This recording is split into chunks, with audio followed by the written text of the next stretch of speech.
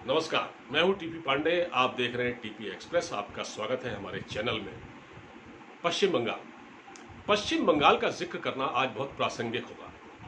पश्चिम बंगाल एक ऐसा राज्य है जहां पिछले दिनों चुनाव हुए, मतदान हुआ, मतदान के बाद काउंटिंग हुई, सरकार बन गई और ममता बनर्जी ने बड़ी शानदार जीत हासिल की। लेकिन जितनी शानदार जीत ममता बनर्जी ने हासिल की, पश्चिम बंगाल में उनका किरदार उतना ही खराब है।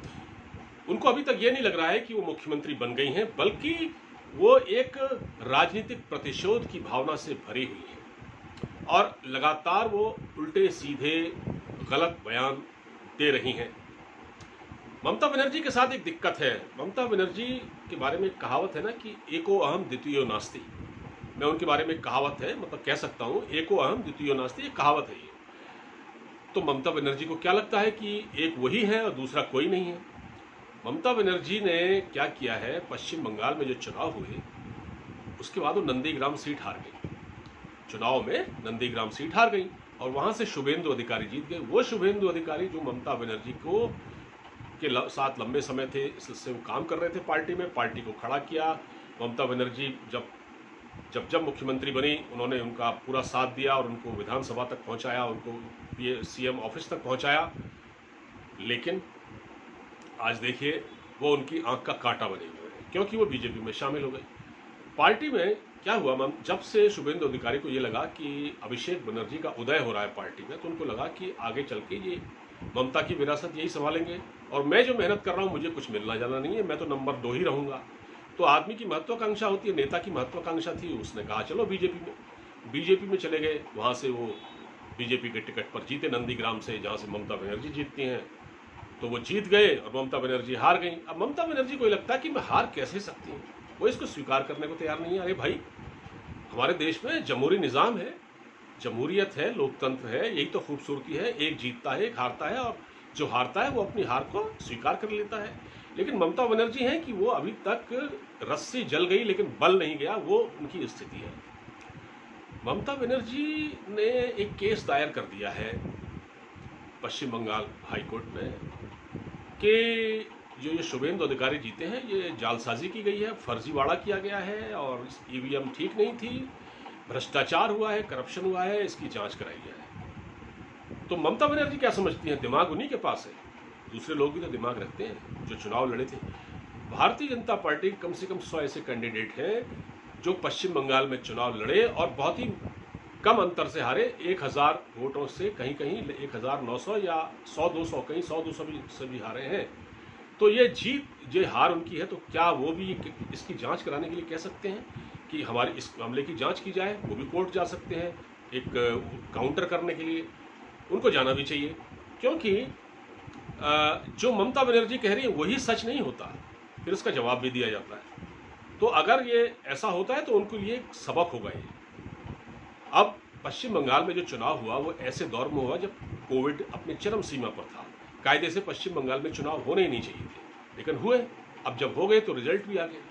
तो वहाँ ये हुआ कि बहुत सारे जो मतदाता थे, वोटर थे, वो घर से निकल नहीं पाए। कुछ तो डर की वजह से नहीं निकल पाए। डर 2 तरह का था, एक कोविड का डर था, एक पश्चिम बंगाल में हिंसा का भी डर था। कहीं ऐसा ना हो कि कुछ गोली वोली चल जाए तो कहीं हम बेवजह मारे जाए, इसका खौफ इतना बिठा दिया गया था उनके जहन में। ममता बनर्जी के पार्टी की ओर से बहुत से लोगों को वोट नहीं डालने दिया गया। पिछले कुछ इलेक्शन इस बात के गवाह हैं, जब पश्चिम बंगाल में टीएमसी के वर्करों ने लोगों को वोट डालने निकलने नहीं दिया, क्योंकि वो बीजेपी के कुछ वोट डालते, वो भारतीय जनता पार्टी के वोटर हैं। उनको मालूम था, उनको घर से नहीं निकलने दिया गया और इस बार उनको जबरन क्वारंटीन किया गया, तो वो वोट डालने नहीं निकल पाए। कुछ लोग अपने व्यक्तिगत तौर पर जिनको डर था वो नहीं जा पाए। तो जो बीजेपी के कैंडिडेट थे उनकी जो हार हुई, उनकी हार हुई 1000 वोटों से, तो वो भी जीत सकते थे अगर ये वोटर बाहर निकलते। तो ममता बनर्जी के खिलाफ ये एक आरोप ये भी है और कोर्ट में ये पिटीशन लगाई जा सकती है। पश्चिम बंगाल में पिछले कुछ दिनों से हिंसा का, अराजकता का एक दौर जारी है। जो बीजेपी की नेता है लॉकेट चटर्जी, आपने देखा पिछले दिनों उनकी गाड़ी पर किस तरह से हमला हुआ।